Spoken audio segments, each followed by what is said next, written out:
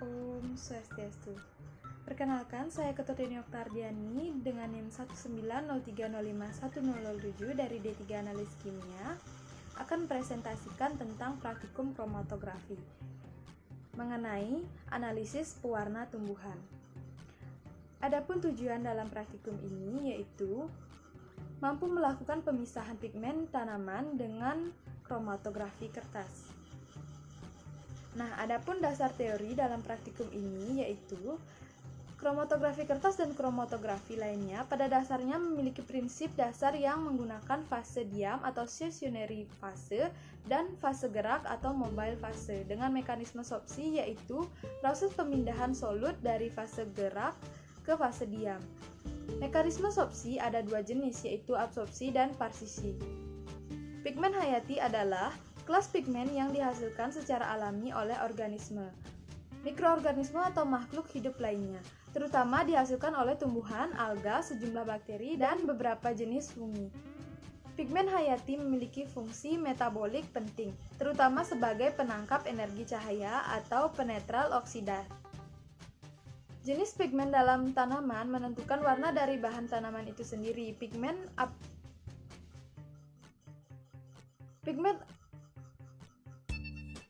antosianin memberi warna jingga, merah, biru, larut dalam air dan peka dalam perlakuan panas dan pH. Flavonoid memberikan warna kuning dan tak berwarna larut dalam air dan tahan terhadap panas. Tanin memberikan warna kuning atau tak berwarna, mempunyai sifat larut dalam air dan tahan panas. Klorofil memberikan warna hijau, larut dalam air dan lemak tahan terhadap panas. Karotenoid memberikan warna kuning dan merah, mempunyai sifat larut dalam lemak dan tahan panas. Xanthofil memberikan warna kuning, larut dalam air dan tahan panas. Umumnya, zat warna alam terbentuk dari kombinasi tiga unsur yaitu karbon, hidrogen, dan oksigen.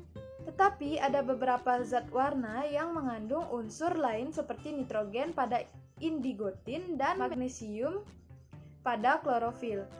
Jaringan tumbuhan seperti bunga, batang, kulit, kayu, biji, buah, akar, dan kayu mempunyai warna-warna karakteristik yang disebut dengan pigmen dalam botani.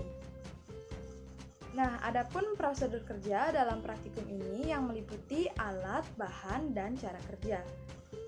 Nah, alat dan bahan dalam praktikum ini yang pertama alatnya lumpang alu, gelas ukur, plat tetes, mikrotip, kertas saring, corong, dan kertas kromatografi. Nah, untuk bahannya ada bayam dan etanol. Selanjutnya yaitu cara kerja. Berikut merupakan cara kerjanya yaitu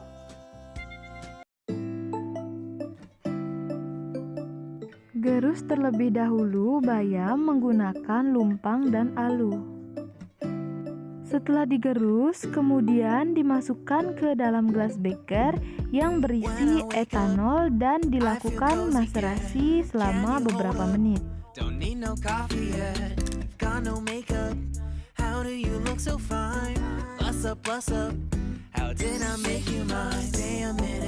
Sambil menunggu maserasi, kertas saring dibasahi dengan etanol sebelum digunakan untuk menyaring. Setelah beberapa menit, kemudian hasil maserasi disaring dan ditempatkan ke plat tetes.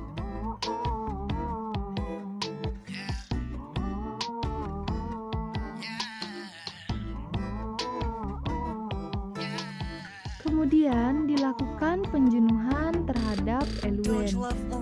Selagi menunggu proses penjenuhan, kemudian dilakukan pengotolan sampel dengan metode totol kering. Dan hal itu dilakukan berulang kali agar sampel terlihat saat mencapai tanda batas. Kemudian dimasukkan ke dalam gelas beker yang sudah berisikan eluen dan ditunggu hingga mencapai tanda batas.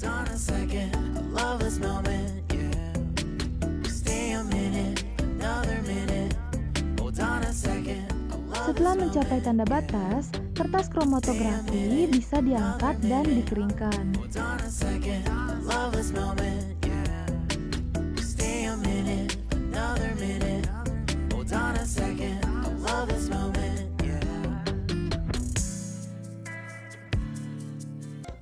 Nah, adapun pembahasan dan hasil dalam praktikum ini. Perhitungannya yaitu RF menggunakan rumus RF dengan jarak tempuh noda dari batas bawah per jarak tempuh pelarut dari batas bawah. Jadi RF-nya yaitu sama dengan 5,7 cm per 6,3 cm sama dengan 0,9048. Adapun hasil pengamatan dalam praktikum ini yaitu perlakuan yang pertama, sampel daun bayam diletakkan ke kertas saring. Hasilnya 3 kali penotolan, yakni dengan sistem totol kering atau ditotolkan lalu dikeringkan dengan menggunakan hair dryer atau dikeringkan dengan biasa.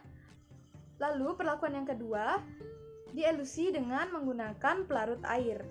Lalu hasilnya satu noda berwarna hijau, jarak noda 5,7 cm, jarak pelarut yaitu 6,3 cm. Nah, adapun pembahasan dalam praktikum ini yaitu sebelum kita melakukan analisis, eluen didiamkan terlebih dahulu untuk proses penjenuhan, sehingga saat terjadi proses adsorpsi, keadaan eluen sudah konstan dan dapat mengalirkan sampel dalam keadaan yang stabil dan sesuai. Dibutuhkan proses ekstraksi terlebih dahulu sebelum bagian dari sampel dianalisis, digunakan alkohol sebagai media pengekstrak untuk mengekstrak pigmen warna yang ada di dalam sampel tersebut, yang dimana pada ekstraksi ini menggunakan metode maserasi. Sehingga pada saat pengelusian didapatkan noda berwarna hijau dan nilai RF sebesar 0,9048. Kesimpulan dalam praktikum ini yaitu, jadi pada praktikum ini dapat disimpulkan bahwa pemisahan pigmen warna pada tumbuhan bisa dilakukan menggunakan kromatografi kertas, yakni dibutuhkan dengan adanya noda hijau atau sampel daun bayam yang terbentuk pada kertas kromatografi sehingga didapatkan nilai RF sebesar 0,9048. Nah, sekian yang dapat saya sampaikan. Mohon maaf jika ada kesalahan. Saya tutup dengan terima kasih dan Om